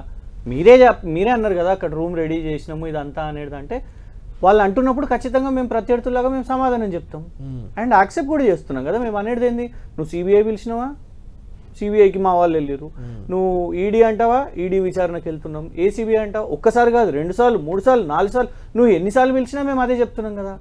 మేము ఒకటే ఏమంటున్నాం అంటే చాలా స్పష్టంగా డబ్బులు అక్కడ ఉన్నాయి. అండ్ ఇంకోటండి, వారు ఇప్పుడే ఏమని అన్నారు, ఈ విచారణలో భాగంగా పేర్లు వచ్చినప్పుడు వాటిని ఇంక్లూడ్ చేస్తాం. కొత్తగా విచారణ ఏందండి? ఎప్పటి నుంచి నడుస్తుంది ఈ కేసు? ఏడాది కాదు, 2వ సంవత్సరానికి ఎంటర్ అయినాం మనం. జనవరి ఫిబ్రవరి నుంచి మొదలైంది, సుప్రీంకోర్టులో జరిగింది, హైకోర్టులో జరిగింది, వీటన్ని విచారణలు వచ్చినాయి. క్రిమినల్ ఇంటెంట్ అనేది క్వశ్చన్ మీరు గమనించండి. వీళ్ళేమో పీసీ యాక్ట్ ప్రివెన్షన్ అని అంటారు, పిసిసి ప్రెసిడెంట్ గారేమో లేదు మంత్రి నిబంధనలను మించి వాళ్ళు చేసి ఉల్లంఘించారు. సో వాళ్ళకే స్పష్టత లేదు ఇక్కడ, వాళ్ళకే స్పష్టత లేదు. నేను ఒకటి చెప్పాలనుకుంటున్నాను, ఇందులో మీరు చూపెట్టే స్పీడు నిజంగానే ఇదైతే 40 కోట్లు అక్కడ ఉన్నాయి కదా, అందరికి తెలిసిన విషయం ఏంది, అక్కడ ఉన్నాయి. రేసు రద్దయిన తర్వాత మీరు డబ్బులు దాన్ని స్వాధీనం చేసుకోవడంలో మీరు డిలే చేస్తున్నారు. కానీ ఇంకొక ప్రశ్న ఏంటిదంటే, నాకు రాష్ట్ర ప్రజలు ఒకటి ఆలోచించాలండి, ఇప్పుడు ఇక్కడ 40 కోట్లు అక్కడ ఉన్నాయి, దాన్ని మీరు వసూలు కూడా చేయలేదు, కానీ మాజీ మంత్రి గారిని మీరు జైలుకు పంపుదాం అనుకుంటున్నారు. కానీ డెక్కన్ సిమెంట్స్ అనే కేసు ఇంకెక్కువ కాస్ట్లీ కేసు కదా, 300 కోట్లు తుపాకీ పెట్టి బెదిరించిర్రు అని చెప్పారు. ఓఎస్డీని అందులోకెళ్ళి బర్తరఫ్ కూడా చేసిర్రు. ఓఎస్డీని బర్తరఫ్ చేసింది వాస్తవమే కదా, నంబర్ 1. ఓఎస్డీ కోసం ఒక మంత్రి ఇంటికి పోయింది వాస్తవమే కదా. రోడ్డు మీదకి ఎక్కిన తర్వాత మంత్రి గారి కుమార్తె రోడ్డు మీదకి వచ్చి ముఖ్యమంత్రి గారి కార్యాలయం నుంచి ముఖ్యమంత్రి గారు అంచెలు తుపాకీ తీసుకొని వచ్చిండు అని చెప్పిన దానికి ఒక ఎఫ్ఐఆర్ ఎందుకు ఉండదు సార్? మరి ఇలా రాష్ట్రంలో దాని విషయం మీదనే అసలు చర్చనే లేదా దీని గురించి? ఒక విషయం కళ్యాణ్ గారు, ఇష్యూ ఓ సబ్జెక్ట్ ఉంటే దాన్ని తీసుకొని వచ్చి ఇంకో దానిపైన కళ్యాణ్ గారు స్వయాన మరి అట్లా చర్యలు తీసుకోవాలంటే ప్రభుత్వంలో ఎమ్మెల్సీగా ఎంపీగా ఉన్న సొంత వారి కుటుంబ సభ్యురాలు బయటకు వచ్చి అలా హరీష్ రావు గారి పైన వాళ్ళందరి పైన అడ్డగోలుగా అలిగేషన్స్ చేస్తారు, అడ్డగోలుగా ఆరోపణలు చేస్తారు. మరి అవన్నిటిని కూడా కళ్యాణ్ గారు ఒక విషయం, కళ్యాణ్ గారు ఏమంటున్నారు, అది ఏదున్నా కూడా ప్రొసీజర్ ప్రకారంగా సిస్టమ్ ప్రకారంగా అనేది నేను మాట్లాడుతున్నాను. ఇది ఉంది కదా, ఇది చెయ్యొచ్చు కదా, ఏ సిస్టమ్ ప్రకారంగా చేస్తేనే ఇంత లబోదిబం అని మొత్తుకుంటున్నారు, ప్రొసీజర్ ప్రకారంగా చేస్తేనే దానికి ఇంకోటి ఏది తప్పించుకొని ఇంకో దానిపైన చూపిస్తున్నారు. ఇందులో తప్పు చేయనప్పుడు ఇంత ఉలికిపడడం ఎందుకు, ఇంత భయపడడం ఎందుకు? ఇంకోటి ఒక్కసారి కాదు, వ్యవస్థలు తప్పు చేసినప్పుడు మనం దాంట్లో మన పేరు వచ్చినప్పుడు ఒకటికి 10 సార్లు పిలుస్తుంది, ఎవరన్నా పిలుస్తారు. వారన్నమాటనే చట్టం అందరికీ సమానమే, law is equal to everyone. అందుకే కళ్యాణ్ గారు వ్యవస్థల్ని ఎవరు ఏ రకంగా వాడుకోరు, వ్యవస్థల్ని ఎవరు ఏ రకంగా వాడుకుంటారో ప్రజలు అన్నింటినీ డెక్కన్ సిమెంట్స్ ది దానికి సంబంధించిన కంప్లైంట్ ఏదో వీళ్ళు చెప్తుండ్రు, వీళ్ళు అంటుండ్రు. దానికి సంబంధించి కృషాంక్ గారు చెప్పిన మాట మరి కవిత గారు చెప్పారు, కవిత గారు 1000 కోట్లు హరీష్ రావు గారు అని చెప్పి రోజు ఒక ప్రెస్ మీట్ దేనికన్నా సిస్టమ్ ఉంటది కళ్యాణ్ గారు, సిస్టమ్ ఉంటది దేనికన్నా. దానికి సంబంధించి వారు చేసిన ఆరోపణలు ఇప్పుడు డాక్టర్ మాట్లాడే దాని గురించి మాట్లాడుతున్నారు. కవిత గారు స్వయంగా అన్నారు, నేను చూసిన అడ్డగోలుగా హరీష్ రావు గారు వేసిరని చెప్పి కదా, మరి దాన్ని యాక్సెప్ట్ చేస్తారు. మోహిత్ గారు, మొత్తం మీరు 3 పార్టీల విన్నారు కదా ఈ కేసు విషయంలో, ఫైనల్గా ఏం చెప్తారు చెప్పండి? మూడు పార్టీలకు సంబంధించిన ఆర్గ్యుమెంట్లు మీరు విన్నారు. ఏంటి అసలు ఈ కేసు ఏంటి అంటే, ఒకటి 2-3 పాయింట్లు నాయి ఉన్నాయి, అవి కూడా అడుగుతాను మిమ్మల్ని. ఒకటి, మంత్రివర్గ ఆమోదం లేదు, ముఖ్యమంత్రి ఆమోదం లేదు, డబ్బులు నేరుగా చెల్లించారా కంపెనీకి అనేది ఒక పాయింట్, అలా చెల్లించడం తప్పు ప్రొసీజర్ ప్రకారం అనేది ఒక పాయింట్. రెండోది, కృషాంక్ గారు చెప్తున్నట్లు ఆ డబ్బులు వెళ్ళాయి, ఆ అకౌంట్లో ఉన్నాయి, వాటిని మీరు తెచ్చుకోవచ్చు కదా అనేది కృషాంక్ గారి వాదన, బీఆర్ఎస్ వాదన. మూడో పాయింట్ ఏంటంటే, ఫార్ములా ఈ మొదటిసారి నష్టపోయారు, సెకండ్ టైం ఆ కంపెనీ గ్రీన్ కోమెన్ తీసుకోమని చెప్పి చేతులు ఎత్తేసింది. అలా నష్టపోయిన సందర్భంగా ప్రభుత్వమే ఎందుకు ముందుకు రావాలి, ఎందుకు డబ్బులు పెట్టాలి, ఇందులో ఏదో గూడు పుటాని ఉంది అనేది ఒక వాదన. ఏం చెప్తారు వీటన్నిటికీ? సార్, ఫస్ట్ ప్రొసీజర్ వైలేషన్ గురించి మీరు లేవనెత్తారు. సో మీరు ఎఫ్ఐఆర్ మొత్తం చూసినా కూడా దీంట్లో టోటల్ గా ప్రొసీజర్ వైలేషన్ అంటున్నారు, కానీ దీంట్లో ఎక్కడ కూడా క్రిమినాలిటీ లేదు. ఓకే, ఇది క్రిమినాలిటీ గురించి ఎక్కడ కూడా ఎఫ్ఐఆర్ డిస్కస్ చేయలేదు. సో ఇది కేవలం ప్రొసీజర్ వైలేషన్. ఒకవేళ అయినా కూడా దీంట్లో ఏమైనా తప్పిదాలు అయినా కూడా ప్రొసీజర్ వైలేషన్ అది ఆఫీసర్స్ చూసుకోవాల్సింది, అది మంత్రులు డైరెక్ట్ చూసుకోలేరు. ప్రొసీజర్ వైలేషన్, ఫైల్ ఎక్కడి నుంచి ఎక్కడికి వెళ్తుంది, రిక్వైర్డ్ శాంక్షన్ తీసుకున్నారా లేదా, ఇదంతా ఒక ప్రొసీజర్ వైలేషన్. దానికి మీరు మినిస్టర్ ని లైబుల్ చేయలేరు, నెంబర్ 1. నెంబర్ 2, ఇక్కడ నుంచి అలిగేషన్ ఏంటంటే 54 crores ఇక్కడ నుంచి బ్యాంక్ ట్రాన్స్ఫర్ గా వాళ్ళకి వెళ్ళాయని అంటున్నారు. ఎఫ్ఈఓకి 54 కోట్లు వెళ్ళినప్పుడు ఆ 54 కోట్లు బ్యాంక్ లోనే ఉన్నాయి, అక్కడ ఆర్బిట్రేషన్ నడుస్తుంది. ఆ ఆర్బిట్రేషన్ కూడా they are not taking it effectively. వాళ్ళు రికవరీ ప్రొసీడింగ్స్ వేసుకోవచ్చు, ఇప్పుడు వరకు స్టేట్ ఎటువంటి ప్రొసీడింగ్స్ వేయలేదు. సో నెంబర్ 2, రికవరీ స్టేట్ చేయాలి, స్టేట్ చేయలేకపోయింది. మీరు థర్డ్ అంటున్నారు, ఒకవేళ bank one of the company ఏఎస్జెన్ బ్యాక్అవుట్ అయినప్పుడు ప్రభుత్వం ఎందుకు వెళ్ళిందని. ఇది ఇన్ఫాక్ట్ మీరు చూసుకుంటే దీనికి ప్రెస్టేజెస్ ఫర్ గవర్నమెంట్, ఇది గవర్నమెంట్ ప్రెస్టేజ్. రేపు పొద్దున బ్యాక్అవుట్ అయితే ఏమంటారు, తెలంగాణ నడపలేకపోయింది రేస్, తెలంగాణ బ్యాక్ డ్రాప్ చేసింది, they are not effective, they are not efficient అని పేపర్లలోకి వస్తుంది. అట్లాంటి పరిస్థితులలో ఆల్రెడీ ఒక రేస్ అయింది కాబట్టి సెకండ్ రేస్ కి ప్రభుత్వం ఎంటర్ అయింది. ఎందుకంటే ప్రభుత్వం ముట్టిగా ఎంటర్ కావాలంటే దీంట్లో లాభాలు కూడా ఉన్నాయి, దీంట్లో బ్రాండ్ ప్రమోట్ అవుతుంది, హైదరాబాద్ బ్రాండ్ ఇమేజ్ పెరుగుతుంది అని చెప్పి గవర్నమెంట్ ఎంటర్ అయింది. సో ఇవన్నీ కారణాల వల్ల స్టేట్ గవర్నమెంట్ అప్పటికప్పుడు డెసిషన్ తీసుకుని హెచ్ఎండిఏ ద్వారా ఎంటర్ అవ్వడం జరిగింది. అండ్ త్రీ ఇంపార్టెంట్ పాయింట్స్ చెప్పాలండి. First, there is 2 years delay in registration of the FIR. రెండేళ్ల డిలే ఉంది. ఇంకోటి మీరు అనొచ్చు అప్పుడు గత ప్రభుత్వం అప్పుడు మేము యాక్షన్ తీసుకోలేదని. ఈ ప్రభుత్వం వచ్చినాక కూడా 1 year డిలే ఉంది. దానికి ఎక్కడ కూడా సమాధానం లేదు. 1 year ఏం చూశారు, ఎందుకు వెయిట్ చేశారు 1 year అని. రెండోది, కేటీఆర్ గారికి ముడుపులు వచ్చాయనో లేకపోతే అవినీతి జరిగిందనో ఎఫ్ఐఆర్ ఎక్కడ పేర్కొనలేదు. సో ఒక పబ్లిక్ సర్వెంట్ కి రానప్పుడు అది కరప్షన్ కేసు కానే కాదు. నెంబర్ 2, ఒకవేళ దీంట్లో ఏమంటున్నారు, అవినీతి జరిగిందని day in and day out ప్రచారం చేస్తున్నారు. ఒకవేళ నిజంగానే అవినీతి జరిగితే అమౌంట్ ఎక్కడుంది, ఎవరికి వెళ్ళింది, ఎవరికి ముడుపులు చెల్లించుకున్నారు, వాళ్ళని మీరు అక్యూజ్ చేశారా? లేదు, ఇప్పుడు వరకు ఎవరిని అక్యూజ్ చేయలేదు. ఈ అమౌంట్ పలానా వాళ్ళకి వెళ్ళింది, వాళ్ళకి ప్రొసీడ్స్ ఆఫ్ క్రైమ్ ఉన్నాయి, దేర్ ఫోర్ ఆయన అక్యూజ్ అని ఈ రోజు వరకు చెప్పలేదు. రెండోది వెరీ ఇంపార్టెంట్, సెక్షన్ 12 కింద పీసీ యాక్ట్ కింద అబెట్మెంట్ అంటూ ఉంటుందండి. ఎవరైతే దీనికి ప్రోత్సహించారో, ఎవరైతే దీనికి ఎయిడ్ చేశారో వాళ్ళని కూడా అక్యూజ్ చేయాలి. మీరు ఎంటైర్ ఎఫ్ఐఆర్ చూసుకుంటే ఎక్సెప్ట్ గవర్నమెంట్ అఫీషియల్స్, అప్పుడు మంత్రి తప్పితే ఎవరిని మీరు అక్యూజ్ గా చేర్చలేదు ఈ రోజు వరకు. అండ్ 1 year డిలే ఉంది ప్రాసిక్యూషన్ కి కూడా. అండ్ ఇంకొకటి అండి, దీంట్లో ఇప్పుడు 17A స్టేజ్ లోనే ఉంది. దీంట్లో ఎంక్వైరీ అయినాక ఛార్జ్ షీట్ అవ్వాలి. ఛార్జ్ షీట్ అయినాక సెక్షన్ 19 ప్రొసీడింగ్ స్టార్ట్ అవుతాయి. ఎప్పుడైతే కోర్టుకి వెళ్తుందో కోర్టు కాగ్నిజన్ తీసుకునేటప్పుడు సెక్షన్ 19 ప్రొసీడింగ్ తీసుకుంటారు. సెక్షన్ 19 ఇంకా చాలా టైం ఉంది. ఇప్పుడు 17 ప్రొసీడింగ్స్ లోనే ఉన్నాయి. గవర్నర్, మీరు ఒక మాట అంటున్నారు, గవర్నర్ ఎందుకు అనుమతి ఇచ్చారు, ఏమి లేదు ఎందుకు ఇచ్చారని. మీరు ఒకటి చూసుకునేటైతే section 409 is cognizable offence. Cognizable offence ఉన్నప్పుడు గవర్నమెంట్ ఆటోమేటిక్ గా అనుమతిస్తారు కొన్ని విషయాలు, కొన్ని ఆస్పెక్ట్స్ లో. అంతేగాని గవర్నర్ అనుమతి ఇచ్చిందని అది ఏదో శిక్ష పడినట్టు కాదు, అండ్ కోర్టులో ప్రూవ్ అయినట్టు కాదు. This is a false case. ఈ కేసు నిలబడదు కోర్టుల్లో. I just want to conclude Singh. Right Venkata గారు, ఒక నిమిషం మోహిత్ గారు. కళ్యాణ్ గారు వారు మాట్లాడుతూ ప్రొసీజర్ వైలేషన్ అని, దాని కేటీఆర్ గారికి ఏం సంబంధము అని అన్నారు. కేటీఆర్ గారికి స్వయంగా సంపూర్ణ బాధ్యత నాదే, నేనే చేసినాను కేటీఆర్ గారే ప్రెస్ లో మాట్లాడి చెప్పారు. ఆయన కేటీఆర్ గారు చెప్పింది మీకు నేను చెప్తాను, క్లారిటీ ఇస్తాను. కేటీఆర్ గారు మాట్లాడి ఏంటంటే కేటీఆర్ చెప్తా, కేటీఆర్ గారు చెప్పింది ఏంటంటే అధికారులను నేనే డబ్బులు పంపమన్నాను, నాదే బాధ్యత అని చెప్పారు. కానీ ఆ డబ్బులు పంపడంలో అధికారులు ఏ ప్రొసీజర్ ఫాలో అయినారు ఏంటి, కేటీఆర్ అక్కడ కూర్చొని ఫాలో అవ్వరు కదా. కళ్యాణ్ గారు ఇప్పుడు వారే నేనే పంపమన్నాను అని వారే అంగీకరించారు, అది మీరే చెప్తారు, వారు అంగీకరించారు అది. సో సిస్టమ్ ప్రకారంగా ప్రొసీజర్ ప్రకారంగా సరే వారు అడ్వకేట్ గారు నిలబడదో రేపు పొద్దున మోహిత్ గారు అన్న వెంకట గారు మిమ్మల్ని అడిగేది, మోహిత్ గారు అన్న నేనన్నా ఒక పాయింట్ ఏంటంటే కేటీఆర్ గారు డబ్బులు పంపమన్నారు, పంపారు, అక్కడ ఉన్నారు, అక్కడ ఉన్నాయా డబ్బులు, మరి ఆ కంపెనీ మీకు డబ్బులు వెనుకకు తీసుకునే అవకాశం ఉంది, వాళ్ళు ఇవ్వట్లేదు అని అనుకున్నప్పుడు ఆ కంపెనీ కూడా ఉండాలి కదా ఎఫ్ఐఆర్ లో అనేది ఒక విషయము. ఇది అయినాక అవన్నీ కూడా ఇన్వెస్టిగేట్ అయ్యి కళ్యాణ్ గారు దాన్ని ఒక విషయము ఏమి చేయకపోతేనే మీరు వాళ్ళందరూ ఇది చేస్తారు, కక్షపూరితంగా చేస్తున్నారు, వాళ్ళు చెప్పేది కూడా మీరే చెప్తారు. కేటీఆర్ గారు ఏం డబ్బులు 100% దాన్ని కూడా ప్రొసీజర్ ప్రకారంగా సంబంధించిన వ్యవస్థలు డిపార్ట్మెంట్ అనేది అందరిపైన చర్యలు తీసుకుంటారు. తొందర ఎందుకు, తప్పు చేయనప్పుడు తొందర అప్పుడే నిర్ణయించే కళ్యాణ్ గారు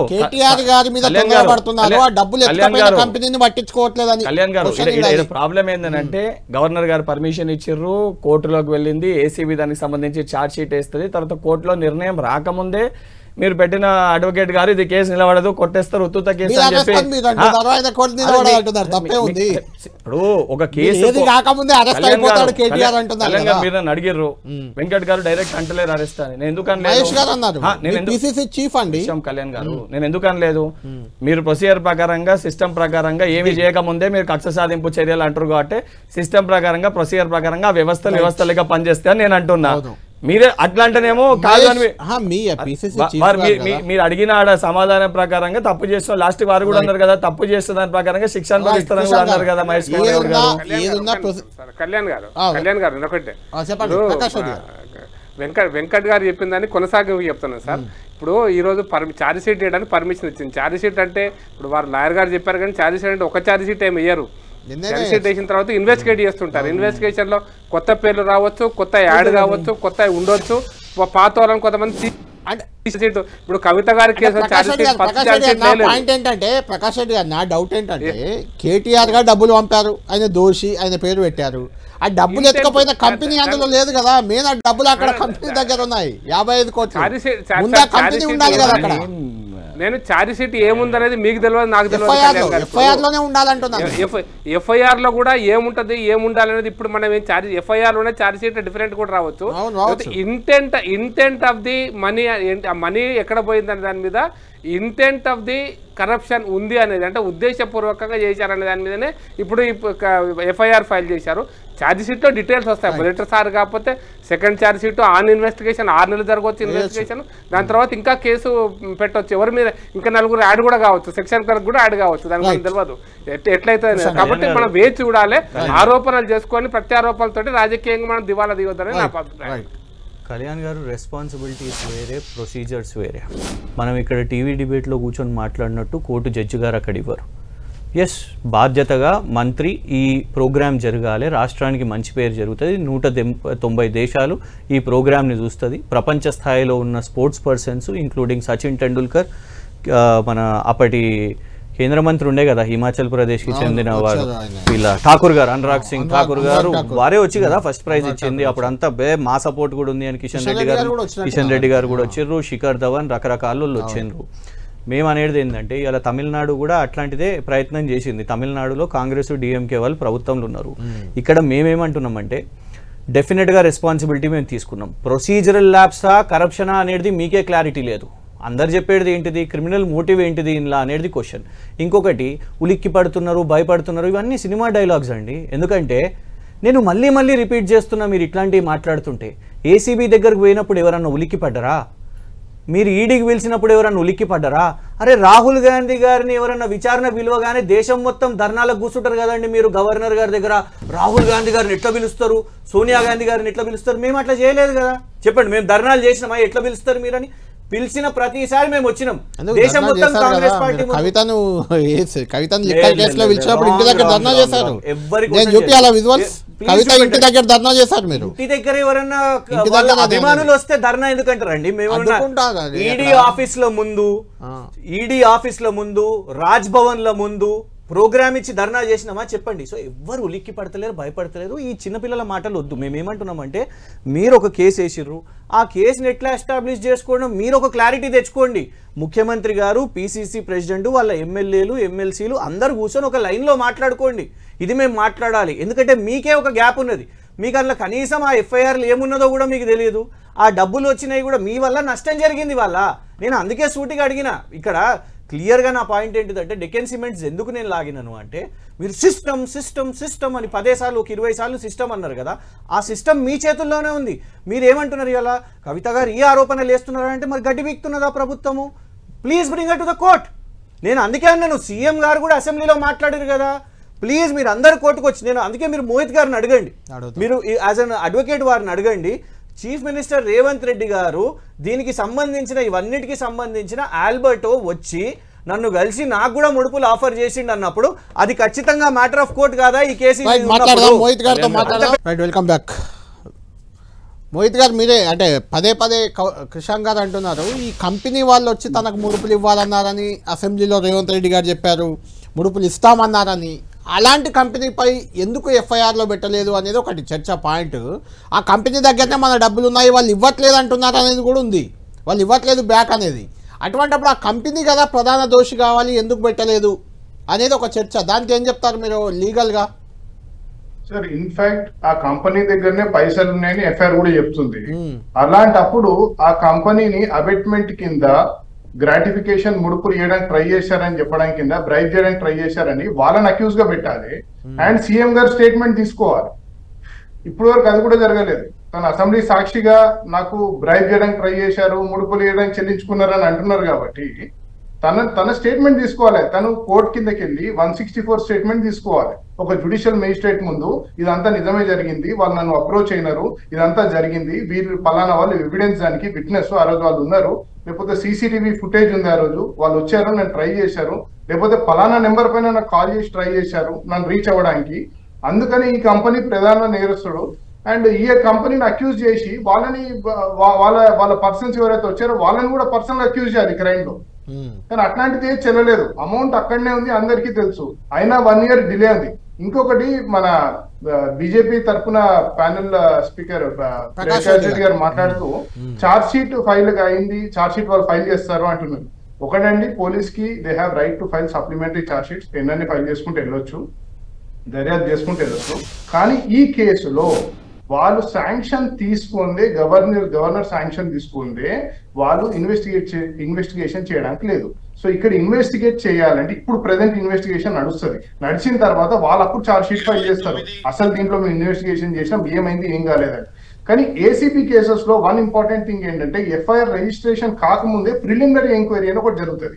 ఇప్పుడు డీజీ డిఎస్పీకి లెటర్ ఇచ్చారు, అప్పుడే దీంట్లో ప్రిలిమినరీ ఎంక్వైరీ జరిగింది, అక్కడ కూడా 2 months డిలే ఉంది డీజీ డిఎస్పీకి లెటర్ చేయడానికి, ఎఫ్ఐఆర్ రిజిస్టర్ చేయడానికి. సో ఒక ప్రిలిమినరీ ఎంక్వైరీ ఆల్రెడీ కండక్ట్ చేశారు. ఇప్పుడు ప్రాసిక్యూషన్ శాంక్షన్ తీసుకున్న తర్వాత, ఇప్పుడు గవర్నర్ శాంక్షన్ ఇచ్చిన తర్వాత, ఇప్పుడు మేజర్ ఎంక్వైరీ జరిగి ఇప్పుడు ఛార్జ్ షీట్ ఫైల్ అవుతుంది. సో వాళ్ళు ఎన్నైనా ఛార్జ్ షీట్స్ చేసుకోవచ్చు, కానీ ఎన్ని ఛార్జ్ షీట్ ఫైల్ చేసినా FIR is a primary document. FIR లో మెయిన్ అలిగేషన్ ఏంటి, ఛార్జ్ షీట్ లో కొత్త అలిగేషన్ తీసుకురావచ్చు, కానీ ఎఫ్ఐఆర్ లో ఉన్నదాని మీద దర్యాప్తు జరుగుతుంది. ఎఫ్ఐఆర్ లో లేనిది దర్యాప్తు చేసి, ఎఫ్ఐఆర్ లో ప్రైమ్ ఆఫీస్ అఫెన్స్ లేనిది కొత్త దర్యాప్తు చేసి మాకు ఇది దొరికింది అని అంటే మోహిత్ గారు ఇక్కడ ఒక పాయింట్, ఎఫ్ఐఆర్ లో కంపెనీ పేరు ప్రస్తావన లేదు కాబట్టి దాన్ని తప్పించే ప్రయత్నంగా చూడాలా మరి?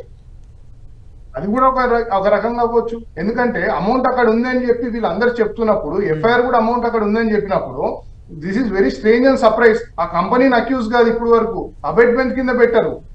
So I don't know for best reasons known to the state government వాళ్ళని అక్యూజ్ చేయలేదు ఇప్పుడు.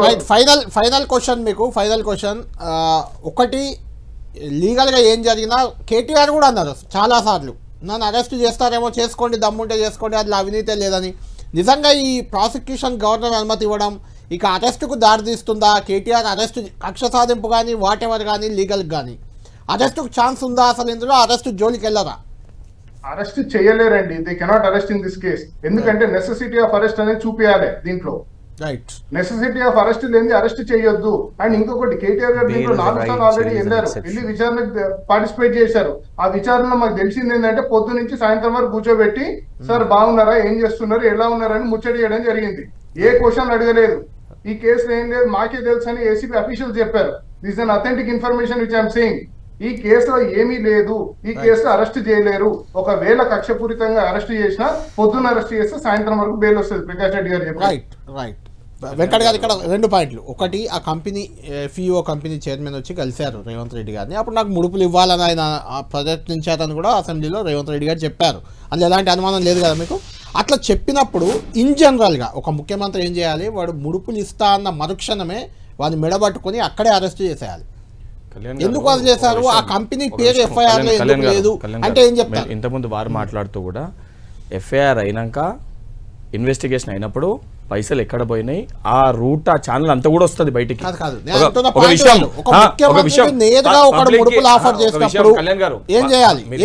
మీరు ఇంతకుముందు ఒక విషయాన్ని మీ ఛానల్ ద్వారా జనాలకి అడ్వకేట్ గారు చెప్తే చూపించి ఎఫ్ఐఆర్ ఉన్నది మటుకే చేయాలంటే దాంట్లో చెప్పాల్సిన అవసరం కూడా ఉంది. వాస్తవాలు ఆ సిస్టమ్ ఎస్టాబ్లిష్ అయినప్పుడు ఆ ప్రొసీజర్ ఏమైంది, ఎక్కడ ఏమైందో తెలిసినా కూడా ఆ సిస్టమ్ ఎస్టాబ్లిష్ చేసి ఎవిడెన్స్ తోటే చూపించాల్సి వస్తుంది. అవును, ఇంక్లూడ్ చేయాలంటే అది ఛార్జ్ షీట్ లోనే ఇస్తారు.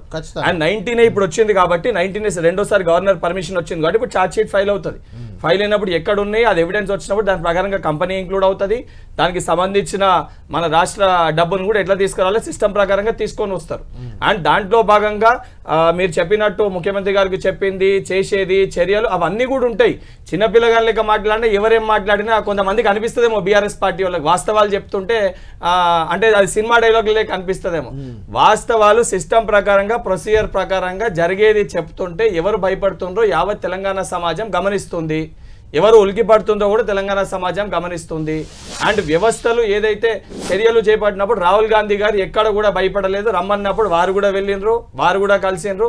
వారికి కూడా అభిమానులు, ఎట్లయితే కవిత గారి ఇంటి దగ్గర అభిమానులు ఉంటారని చెప్పి మీరు మాట్లాడినరో, రాహుల్ గాంధీ కుటుంబానికి భారతదేశ వ్యాప్తంగా కుటుంబానికి అభిమానులు ఉన్నారు. అదే చెప్తున్నాము కళ్యాణ్ గారు, ఎవరికైనా కూడా అభిమానులు ఉంటారు. ఎందుకు ధర్నాలు చేసిర్రు, ఎట్లా ధర్నాలు చేసిర్రు అనేది మాట్లాడడం చెప్పడం అనేది కరెక్ట్ కాదు. అండ్ ఇప్పుడు కూడా చెప్తున్నాం, సిస్టమ్ ప్రకారంగా ల్యాబ్స్ ఉంది, మీరు దేని పరంగా చేసిర్రు కరెక్ట్ చేస్తే కోర్టే నిర్ధారిస్తుంది. ఎందుకంత ఇప్పుడే దానికి ఒక కంక్లూజన్ కి రాదు అని వాళ్ళు కాదు అని ఇప్పుడు ఎందుకు కంక్లూజన్? మీరు ఎందుకు లిక్కి పడుతున్నారు, ఎందుకు భయపడుతున్నారు? అరెస్ట్ ఖాయమని నమ్మకం మీకు ఎందుకు వచ్చింది? తప్పు చేయనప్పుడు రావద్దు కదా అలాంటి అనుమానం. నాకు ఒకటి చెప్పండి, ఉలిక్కి పడడం అంటే ఏంటిది? భయపడడం అంటే ఏంటిది? కోర్టుకెళ్ళి నాట్ టు అరెస్ట్ తెచ్చుకున్నారు కదా, విచ్ ఇస్ రైట్ కదా, విచ్ ఇస్ రైట్ కదా. తెచ్చుకున్నారు కదా. ఇప్పుడు సోనియా అంటే అరెస్ట్ చేస్తారని అనుమానమే కదా. సార్ సోనియా గాంధీ గారు, రాహుల్ గాంధీ గారు కూడా దే ఆర్ ఆన్ బెయిల్ కదా నేషనల్ హెరాల్డ్ కేసులో. భయపడ్డారా మేడం? భయపడ్డదా? రాహుల్ గాంధీ గారు భయపడ్డారని మాట్లాడతామా?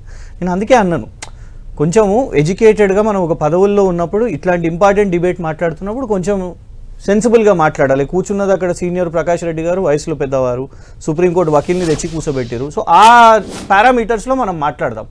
ఎవరు ఇక్కడ భయపడతలేరండి, ఏ విచారణకు హాజరు కాలేదు చెప్పండి. ఇక్కడ ఒకటే ఏంటంటే ఒక లీగల్ ఇష్యూని మీరు తీసుకొని వచ్చి దాన్ని రాజకీయంగా చేసి, నిజంగా కూడా ఒకటి సీరియస్ ఇష్యూ ఏంటంటే పొలిటికల్గా మనం ఇవాళ తెలంగాణ ప్రజలను మనం అవమానపరుస్తున్నాం. ఎందుకు అనంటే ప్రజలకు ఏం కావాలండి? పరిపాలన గురించి మాట్లాడతారు. ఈ 2 సంవత్సరాల అజెండా పరిపాలన. మీరు చెప్పిన గ్యారంటీస్ గురించి మాట్లాడదాం, మీరు చెప్పిన 420 హామీల గురించి మాట్లాడదాం, ఏమేమి ఉన్నాయో చేయాల్సినవి ఉన్నాయో వాటి గురించి మాట్లాడదాం. చాలా ఇంపార్టెంట్ అంశాలు ఉన్నాయండి, రైతుల అంశాలు ఉన్నాయి, ఏవేవో ఉన్నాయి. ఇవి కాకుండా ఒకసారి కాళేశ్వరం తీసుకొని వస్తా అంటారు, ఒకసారి ఫోన్ ట్యాపింగ్ అని అంటారు, ఒకసారి ఇది తీసుకొని వస్తా అంటారు, ఒక వెబ్ సిరీస్ నడిపిస్తున్నారు. సో ఖచ్చితంగా మేమేమంటామంటే దాన్ని మేము పాయింట్అవుట్ చేస్తాం. కోర్టుకి మీరు ఒకటి మీకెంత ధీమా ఉన్నదో, ఏసీపీ వాళ్ళు కాదు, ఇవాళ వరకు ఏసీబీ ఒక్క ప్రెస్ మీట్ పెట్టలేదు సార్. కానీ మీరు అంటారు అరెస్ట్ అయిపోతాడు, ఇందులో పీసీ యాక్ట్ ఉన్నది, ఇందులో ఆ యాక్ట్ ఉన్నది అని మీరు చెప్తున్నారు కదా. అట్లనే మేము చెప్తాం, ఇందులో ఏమీ లేదు, ఇది లొట్ట పీస్ కేసు అని మేము చెప్తాం. మీకెంత హక్కు ఉన్నదో మాకంత హక్కు ఉన్నది. ఎవరు కరెక్ట్ గా మాట్లాడుతున్నారో, ఎవరు కరెక్ట్ గా మాట్లాడతలేరో ప్రజలు గమనిస్తారు, ప్రజలు తీర్పిస్తారు. వ్యూవర్స్ కి తెలుస్తుంది ఏది కరెక్టో ఏది కాదు. అండ్ ఎవరు ఎంత అహంకారంతో మాట్లాడినప్పుడు నేనే అంతా బాధ్యున్నని ఎవరు అహంకారంతో మాట్లాడారో కూడా ప్రజలు గమనించారు. ఈ రోజు జరిగేది కూడా ప్రజలు గమనిస్తారు, 100% గమనిస్తారు. ప్రజలు ఎప్పటికప్పుడు వాళ్ళ ముఖ్యమంత్రి రేవంత్ రెడ్డి గారు ఎప్పటికప్పుడు వాళ్ళ తీర్పిస్తారు. ఓకే, మళ్ళీ రిపీట్ చేస్తారా? అదే అదే ప్రజలు తీర్పిస్తారు. ఇచ్చారు కదా, 3 సార్లు కూడా ఇచ్చారు కదా మీకు. గౌరవ ముఖ్యమంత్రి రేవంత్ రెడ్డి గారు ఒక బహిరంగ సభలో నా మాటే చట్టం అని అన్నారు కదా. అన్నంత మాత్రం అన్ని చట్టాలు అయిపోయినాయి, అంత మాత్రం అవ్వలేండి. ప్రకాష్ రెడ్డి గారు ఫైనల్ గా కంక్లూడ్ చేయండి. మీరు మొత్తం విన్నారు, ఇక్కడ లొట్టపీస్ కేసు అనేది బీఆర్ఎస్ వాదన, అట్లా ఖచ్చితంగా కేటీఆర్ అరెస్ట్ అవుతారు అని కాంగ్రెస్ ధీమాగా ఉంది. అంటే చట్ట ప్రకారమే, ఏదో ప్రభుత్వమో లేకుంటే వెంకట్ గారు రేవంత్ రెడ్డి గారు అరెస్ట్ చేస్తారని కాదు, ఏసీబీ అరెస్ట్ చేస్తుంది అనేది వాళ్ళ ధీమా. మీరేం చెప్తారు? ఏం కనిపిస్తుంది ఈ కేసులో? ఇది ఇట్లే సాగదీత ఉంటుందా? మీ చేతిలో కూడా ఇప్పుడు సిబిఐ చేతికి కాళేశ్వరం కేసు వచ్చింది, మీరేం చేయకపోతే కూడా మీ మీదకి మీరు బీఆర్ఎస్ ఒక్కడే అని మళ్ళీ మొదలవుతుంది ప్రచారం. ఏంటి అసలు? మమ్మల్ని జైలు వేసి ఎడదీస్తూనే ఉంటారు, మమ్మల్ని లాగేది రోడ్డు మీదకి లాగుతూనే ఉంటారు. ఇంకా ఎవరు ఒకటండి, ప్రకాష్ రెడ్డి గారు ఒక మంచి మాట చెప్పారు.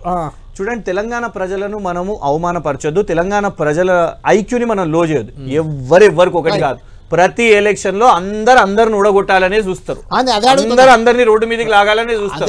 అట్లాంటి అనవసరంగా మన ప్రజల ఐక్యూని మనం తక్కువ చేసే విధంగా మనం మాట్లాడాలి. మనం చెప్తలేం, అది మీరే కదా ఎంపీ గారు కవిత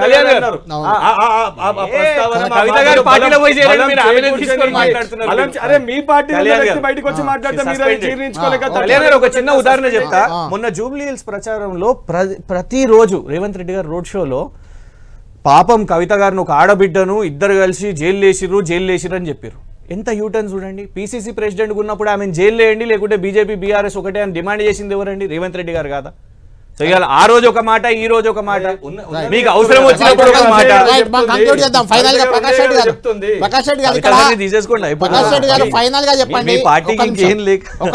ఫైనల్ గా అంటే కేటీఆర్ అరెస్ట్ కాకుంటే కాంగ్రెస్ బీఆర్ఎస్ ఒకటి, హరీష్ రావు కేసీఆర్ అరెస్ట్ కాకపోతే ఎందుకంటే సిబిఐ చేతిలో ఉంది కాబట్టి బీజేపీ బీఆర్ఎస్ ఒక్కటి.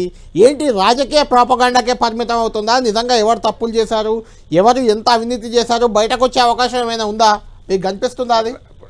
సార్, రాజకీయంగా ఇగో బీఆర్ఎస్ బీజేపీ ఒకటి, బీజేపీ కాంగ్రెస్ ఒకటి, కాంగ్రెస్ బీఆర్ఎస్ ఒకటి, ఇవన్నీ కూడా ఇంతకుముందు కిషాన్ గారు చెప్పినట్టు అది కరెక్ట్ సార్. తప్పుడు మాటలు ఇవన్నీ కూడా ప్రజలు నమ్మరు సార్. నెంబర్ 1. నెంబర్ 2, దీంట్లో కేటీఆర్ గారు కూడా లొట్టపీస్ కేసు, ఈ కేసు అవసరం లేదు. ఏ కేసు అయినా వారు సీనియర్ నాయకులు, ఒక కార్యనిర్వాహక అధ్యక్షుడు, వారు కూడా ఏ కేసునైనా కూడా తప్పకుండా మేము సమాధానం ఇస్తాం. తప్పు జరిగితే తప్పకుండా శిక్షార్హులము కాదు నిరూపించుకునేటువంటి అవకాశం వారి కోర్టులో ఉంది, న్యాయస్థానంలో ఉంది, న్యాయస్థానానికి పోవచ్చు. అరెస్ట్ అయినా కూడా తెల్లారి పొద్దుగాలని బెయిల్ తెచ్చుకోవచ్చు, పెద్ద ఇష్యూ ఏం కాదు అది. వాళ్ళకు న్యాయస్థానం ముందు నిరూపించుకోలేకపోతే ప్రభుత్వం జరుగుతుంది అది. కాబట్టి నేను అనేది ఏంటంటే దీంట్లో ఎనీ కేసులో మీకు నేను ఏ అహంభావంతో కూడా మనం మాట్లాడకూడదు. న్యాయ వ్యవస్థను, దర్యాప్తు సంస్థలను గౌరవిస్తూనే, నేను మళ్ళీ న్యాయ వ్యవస్థను దర్యాప్తు సంస్థలను గౌరవిస్తూనే మనం ప్రతిదీ ప్రజల కోసం పనిచేయాలని అనుకున్నప్పుడు ఇవన్నీ రావు సార్. రాజకీయ ప్రకటనలు స్థాయి దిగజారుతుందని మాత్రం చెప్తున్నారు సార్. ఎవరు ఒక్కటి కాదు, ఎవరికి వాళ్ళే పార్టీ. మేముగా చూస్తాం. ప్రజలు ఆదరించినప్పుడు మేము అధికారంలోకి వస్తాం, ఆదరించినప్పుడు పోతాం. 8 సీట్లు వచ్చినాయి మాకు అంటే, ఇప్పుడు కాంగ్రెస్ వాళ్ళు ఊకే మాట్లాడుతుంటారు 8 సీట్లు వచ్చినాయంటే బీఆర్ఎస్ వాళ్ళు అవయవదానం చేశారని. మరి రేవంత్ రెడ్డి గారికి కూడా 7 సీట్లు బీఆర్ఎస్ ఉన్నప్పుడు అక్కడ ఎంపీ గెలిచింది కదా, మరి బీఆర్ఎస్ అవయవదానం చేసింది. అట్లా కాదు కదా, స్థాయి దిగజార్చొద్దని మాత్రమే నేను ముఖ్యమంత్రి గారికి కానీ మంత్రులకు కానీ చెప్తున్నాను. ఇది పద్ధతి, ఈ పద్ధతిని మానుకుంటే ప్రజలు గౌరవిస్తారని చెప్పదలుచుకున్నాను. థ్యాంక్ యూ ప్రకాష్ రెడ్డి గారు, థ్యాంక్ యూ మోహిత్ గారు, థ్యాంక్ యూ కృష్ణ గారు, థ్యాంక్ యూ వెంకట్ గారు. మొత్తానికి ఈ వ్యవహారం మళ్ళీ గవర్నర్ ప్రాసిక్యూషన్కి అనుమతి ఇవ్వడంతో ఇప్పుడు కేటీఆర్ అరెస్ట్ అవుతారా అవరా ఇదే చర్చ. అంటే లోకల్ బాడీ ఎన్నికలకు కూడా ప్రభుత్వం సిద్ధమవుతుంది. లోకల్ బాడీ ఎన్నికల ముందు ఆల్రెడీ బీఆర్ఎస్లో ఒక కీలక నాయకురాలు కవిత సైడ్ అయిపోయారు. కేసీఆర్ రేవంత్ రెడ్డి చెప్తున్నారు ఆయన అనారోగ్యంగా ఉన్నారు, ఆయన బయటకు రారు, ఆయన క్రియాశీల రాజకీయాల్లోనే లేదని చెప్తున్నారు. ఇప్పుడు కేటీఆర్ని కూడా అరెస్ట్ చేస్తే బీఆర్ఎస్ పార్టీ లోకల్ బాడీ ఎన్నికల్లో వెనుకబడిపోతుందనే వ్యూహం ఏమైనా ఉందా? అసలు ప్రభుత్వ వ్యూహం ఏంటి? ఏం జరగబోతుంది? ఖచ్చితంగా లోకల్ బాడీ ఎన్నికల వరకు కూడా ఇది ఇలానే కొనసాగే అవకాశం ఉంది. చూడాలి ఏం జరుగుతుంది, చూద్దాం. ఇది లంచ్